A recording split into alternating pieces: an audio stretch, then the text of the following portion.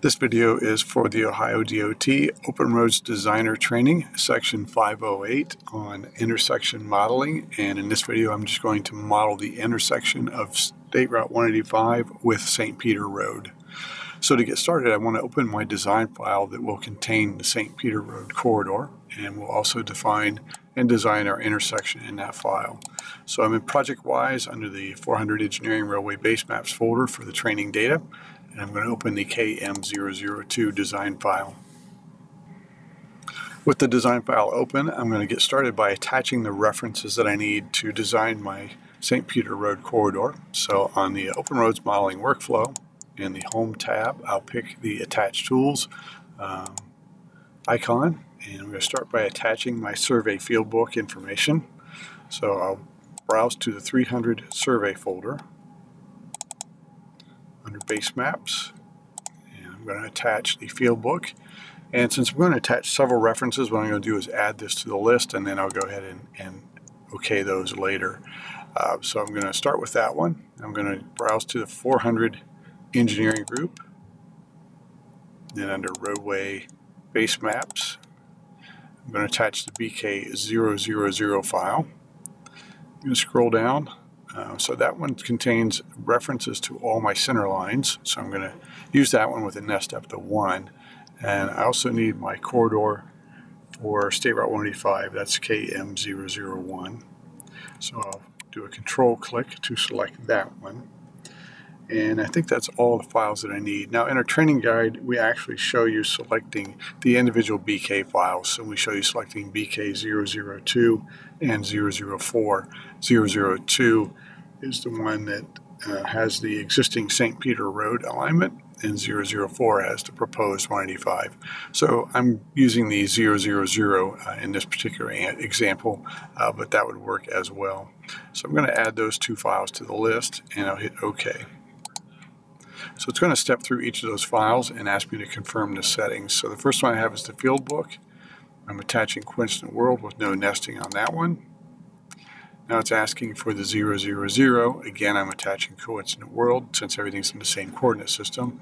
This one I'm going to use a nest depth of 1. Okay, that. And it's going to attach my corridor model. KM001 has my State Route 185 corridor model. I don't need any nesting for that. So once the three files are attached, I'm going to do a fit by double tapping on the mouse wheel. Zoom in with the mouse wheel, and I'll use my element selection to select the terrain. I've got the boundary displayed here, and I'm going to, from the pop-up menu, set that as the active terrain model. As soon as I set that active, that creates a 3D model in this file, and then self-references that 3D model to my 2D view. And I don't necessarily need or want to see that as I'm working, so for now I'm going to turn that off. Do a fit, I'm going to zoom in on the St. Peter Road area. Now I see I need to turn a few levels off just to clear up my screen a bit. So from the Home tab, I'm going to pick the Level Display dialog, and I'm going to pick my Fieldbook design file and turn off a few things. I don't need to see the PVX center of pavement level. I don't want to see survey break lines, random points, or shot markers. Now I do see that my center line of Jameson Road is not displayed, so that's from my BK000. If I expand that group, and that's the BK002. So I want to make sure I turn that alignment and it's stationing on. I had that off in my 000 file, so that's why that didn't come in. Okay, I'll go ahead and save the file and save settings. So now I'm ready to start defining my corridor for St. Peter Road. I'm going to do that by selecting the Corridors tab, and before I do it, I want to take a look at my templates and just review my template quickly. So under St. Peter Road, I can see I have previously defined a template, and if I double click on that, I can see that it only has some cut conditions, 2 lanes pavement with a shoulder.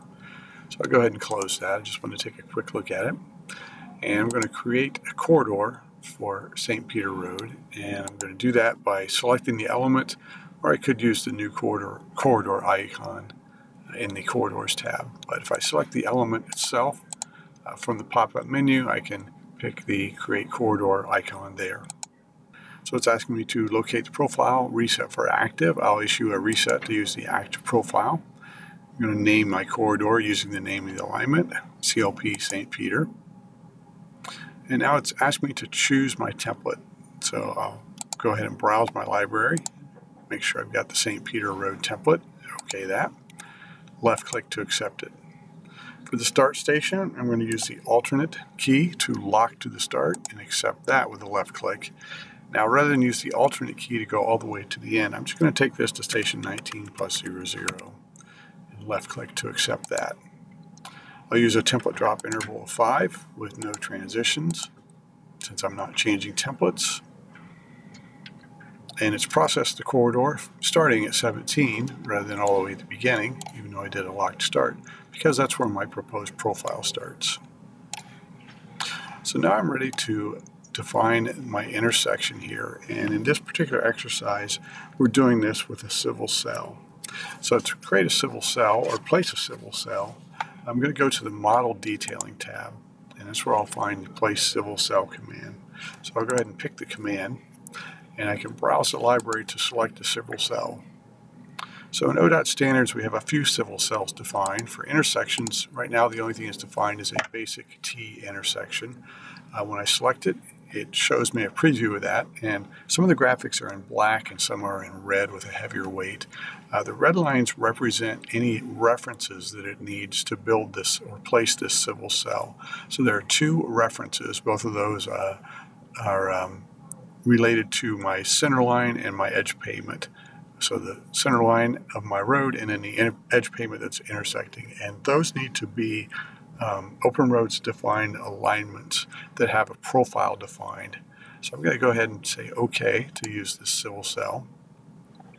And it's prompting me now to select those 2 references that it needs. So it's prompting me to locate the reference element center line of the intersecting road. So I'll pick my St. Peter Road center line. Now it's asking me to locate the through edge pavement. So I'm going to use the edge pavement line that came from my corridor modeling. So this is a 2D line that was drawn in my corridor modeling design file, but it does have a profile defined as a result of that corridor modeling process. So as soon as I accept that, it's going to show me a solution, and that definitely doesn't look correct. And it's on my cursor, it says select elements to view alternates, skip to reset. So what that means is my 2 reference elements, if I float my cursor, I can see the direction of the element.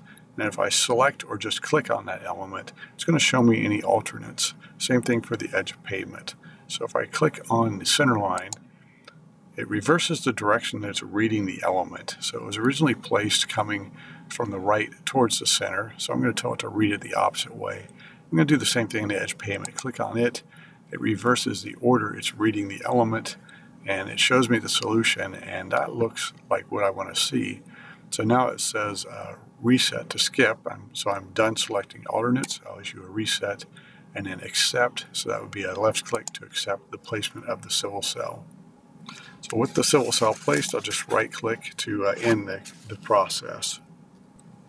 Now at this point, these elements are in my 3D model, so if I'd like to take a look at that, one way I can open the 3D model is just hold down my right mouse button from the view control group. I'm going to pick 2 views, plan and 3D. So at this point, the civil cell defines the surface of the pavement in relation to the profile and alignment of my intersecting road and the alignment and profile of my edge pavement road. So I need to make some adjustments here. The first one I'm going to do is I'm going to select my template drop range.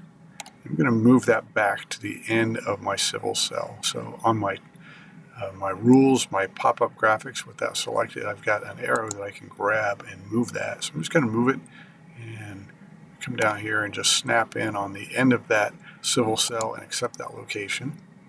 So that modifies the end of my corridor. And the next thing you'll see is that I have 10 feet of pavement, but the civil cell was defined at 12 feet. So I need to modify the width of this.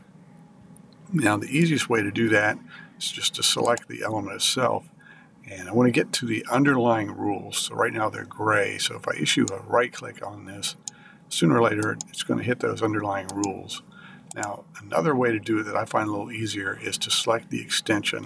That way I'm getting that element directly. And now I can see that rule is available. I'm going to change that to -10. I'm going to do the same thing on the other side. I'm going to get that extension of the underlying element, and we'll set that to 10 feet.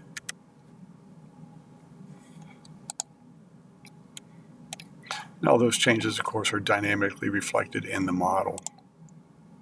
Rotate this around, I can confirm that those elements are matching up to the elements from the model itself.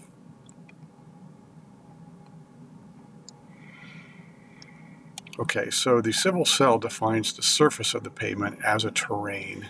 And what I want to do now is add my pavement buildup to that terrain model.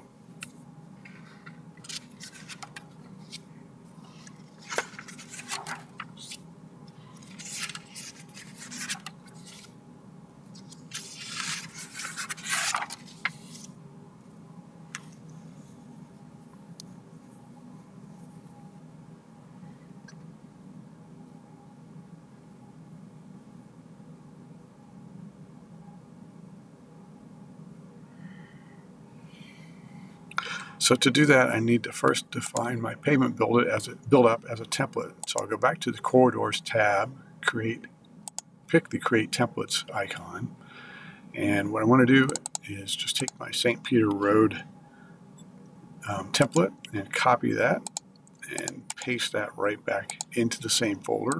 So after I paste that template in, I want to make sure I double click to make that the active template. Jameson Road was my active template. I don't want to edit that one. So now I can right click and use the delete components command, and I'm going to delete everything that I don't need. Now I've got these points above that are used to find intersections or driveways. I don't need those in this. All I really need is the pavement buildup. So I'm going to right click on each of those points and delete those points.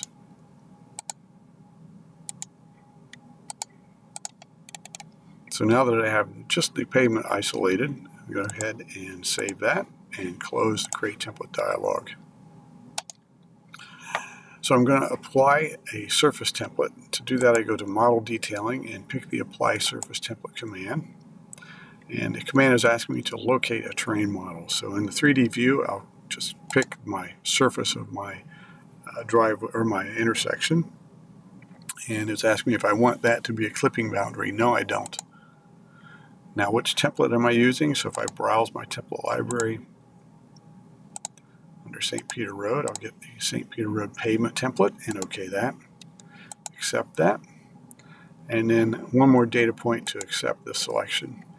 Next thing I want to do is add some shoulders to St. Peter Road and some end conditions. So I'll go back to my Corridors tab and back to my Create Template icon. And I'll take my St. Peter Road template, right click on that, copy it, right click on the folder and paste it in, and then double click to make that active, and right click and rename it. So I'm going to change the name of this one to St. Peter Road Shoulder. And again, I'm deleting the components that I don't need. All I need is the shoulder and side slope. So if I right click and do delete components, I can drag through the pieces that I don't need. Don't need these points up above, so I'll right click on each of those and delete them.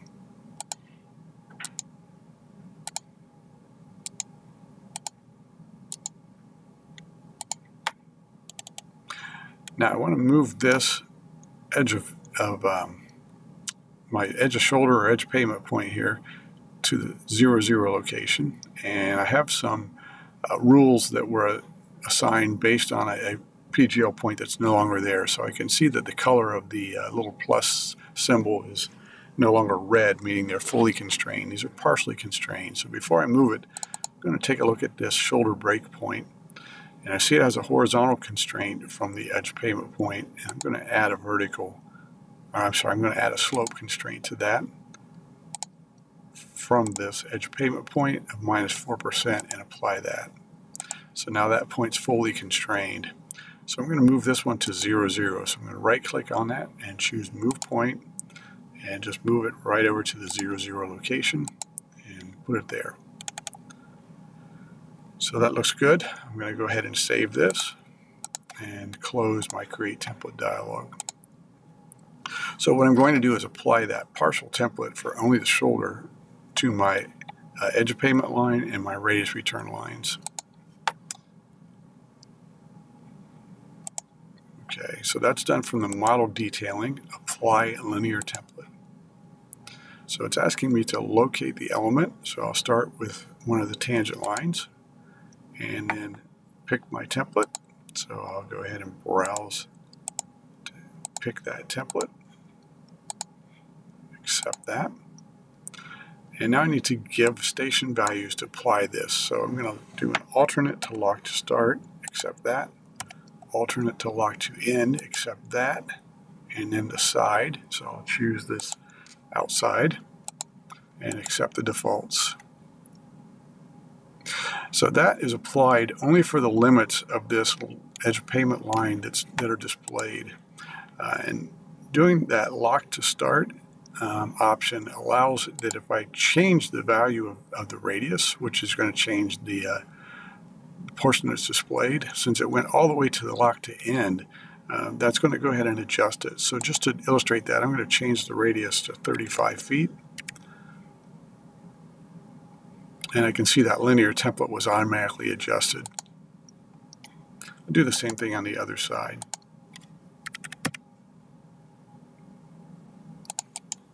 Okay, I'm going to go ahead and continue assigning my linear template to the remaining elements. So I'm going to pick the radius return using the same template, and I'll alternate and lock to start,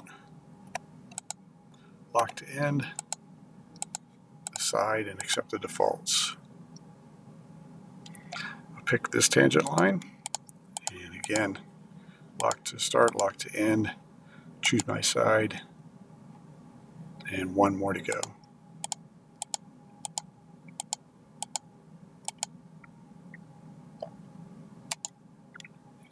So that defines my intersection for St. Peter Road. So the next thing I need to do is I need to clip off my State Route 185 corridor, so I get rid of the shoulder that's going on through and these end conditions that are going on through.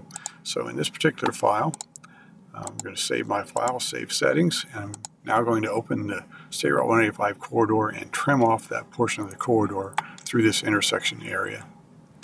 So I'll choose the File tab, browse, I'm going to open the KM001. Project-wise will ask me to check back in the current file and the template library since I had that open. So I'll go ahead and check those in. So let's go up to the St. Peter Road area, and I'm going to attach a reference of my St. Peter Road corridor model. I also want to check my levels here. I think I have should have the St. Peter Road center line. Let's go ahead and turn that on. All right, so I'll use my attach tools, and I'm going to get the KM002 file from 400 Engineering, Roadway Base Maps. That has my St. Peter Road. Okay, so I'm seeing the 2D graphics for that, and what I want to do is I want to add an intersection match line. It's going to correspond to the limits of my St. Peter Road intersection, starting from this radius return and ending at the end of that radius return. Now this is going to go back to the template definition itself, so let's take a quick look at that. So under the Corridors tab, if I choose to create template icon, I'll take a look at my State Route 185 template. So this is to the left. So what is happening is this intersection left null point. That point has been set to look for a intersection match line feature within 100 feet to the left. If it finds that, then it will move out to meet that, and then there's a display rule assigned to that. So I'm going to test my point control horizontal, and when it moves out to meet that, the shoulder and the end conditions are going to drop off. So that was explained in the video when we talked about the templates. So I'm just going to go ahead and first define the intersection match line, and then in order for it to locate that, I need to add it as a corridor reference, and then it should drop out those portions of the shoulder and side slope that I don't need. So in my feature definition toolbar, under linear, under modeling, template points, we're going to go down to miscellaneous, and we have an intersection match line feature, and I'll make that the active feature. So what I want to use is under the geometry tools, I'm going to use a partial offset, a single offset partial command. It's going to ask me for the element that I want to offset. So I'm going to pick my center line of State Route 185 and offset that element. Now the actual offset value doesn't really matter, it just needs to be within that 100 feet, the search distance that my alignment's searching for. Now when I put this in, so I'll put it in maybe minus 75. When I put this in, I'm going to snap to the end of my radius return as a starting point. But what I found as I work with this tool is it does not like to use the actual element if persist snaps is turned on. So I'm going to turn persist snaps off, which means it's not going to associate a rule with this point that I'm giving. So I will snap to the end of the radius as a starting point, and I'll snap to the end of this radius as the ending point. And no, I'm not going to mirror that. So there's my intersection match line. So now I want to add this as a corridor reference. So under the corridors tool, one of the commands, corridor references, I have the option to add a corridor reference. So it asks me to locate the corridor, so I'll pick one of the handles for the State Route 185 corridor. Now it's asking me to locate the first reference, so I'll pick my element. If I had additional references, I could pick them. When I'm done choosing my references, I'll reset to complete. So that is now added as a corridor reference, and you can see as soon as it added, it reprocessed the corridor, and I no longer have my shoulder line continuing on through or the ditch line continuing on through. So it has clipped that off, but I can see that it's clipped it at the last station that was in a template drop location at each end. So the last thing I want to do is add a couple key stations right at these radius returns, and that will force it to process up to that key station and eliminate these gaps. So that's in my corridors tab. So one of the edits I can do to my corridor is create a key station. So it's asking me to locate the corridor, and again I'll just pick one of the handles of my State Route 185 corridor, and for the station I'm going to come in and snap to the beginning of that radius return. Now I found that working with this tool, if I snap to it exactly, it doesn't always want to close in the gap, but if I put it just before that station, so I'll go 100th inside of that and add that as my key station, it should process up to that. So technically there's a very small gap of 100th in there, but we're not going to worry about that, right? Okay, I'm going to do the same thing at the other end. It's asking me to locate the corridor, and my station is locked from my previous entry, so I'll use the end key to unlock that. Snap to the end of the second radius return, and I'm going to put this just outside of that location, accept that station, and I can see it's filled in that gap. So if I take a look at this in my 3D model by holding down the right button, picking View Control, two views, Plan 3D, I can see the completed intersection area. So I'm going to go ahead and select that view. I'm going to rotate that just so I can see that a little better and see how that lines up. Okay, so that concludes the exercise of putting in the St. Peter Road corridor and designing the intersection using a civil cell. So I'm going to go ahead and save my file, save settings, choose File and Exit, and of course check it back into ProjectWise when I'm prompted to do so.